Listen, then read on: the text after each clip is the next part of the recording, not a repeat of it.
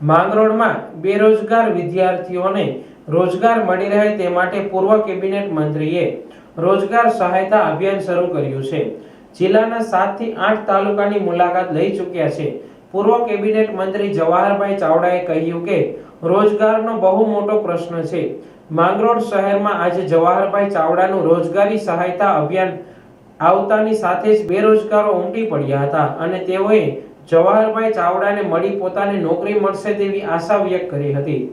જ્યારે હાલમાં જવાહરભાઈ ચાવડાનું બેરોજગારો માટે અભિયાન છે અને જિલ્લાના તમામ તાલુકાઓમાં આ અભિયાન શરૂ કર્યું છે, ત્યારે આજે માંગરોળ શહેરમાં અભિયાન શરૂ કરતાની સાથે મોટી સંખ્યામાં બેરોજગારો ઉમટી પડ્યા હતા, પોતાની સમસ્યાઓ સંભળાવી હતી। રોજગારીનો બહુ મોટો પ્રશ્ન છે કે મેં 2015માં ગ્રેજ્યુએશન કરેલું છે કમ્પ્લીટ, પણ અત્યાર સુધી મને કંઈ નોકરી કે કોઈ જોબ મળી નથી।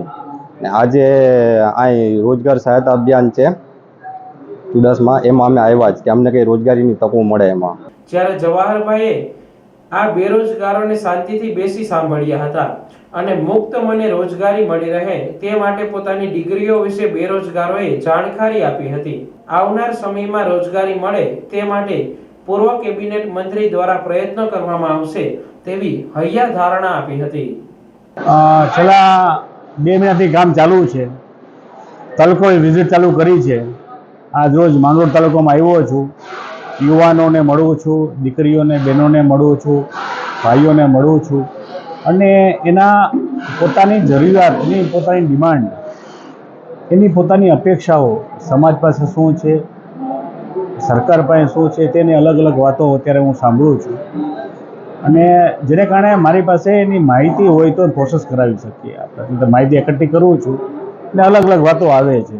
ધારો કે આજે એક દીકરીની વાત આવી હતી મારી પાસે કે એક દીકરી જો કામ કરતી હોય તો એના સમયબંધ શું હોવો જોઈએ, પેલા ટાઈમ એમ ડિસ્ચાર્જ ડ્યુટીમાં થવી જોઈએ એવી વાત પણ મારી પાસે આવી હતી। નવાઈની અલગ વાત હતી કે અત્યારે પણ એવી કોઈ નોકરીમાં કોઈ કોન્ટ્રાક્ટ બેઝમાં પણ કોઈ એમ કહે કે 9 વાગ્યા સુધી રાત્રે આપણે કામ કરવું પડે, 9 to 9, એ વાત વ્યાજબી નથી। એ વાતો પર અલગ અલગ વાતો મળી, સાંભળતો જાઉં છું, જોઉં છું શું આઉટપુટ આવે છે।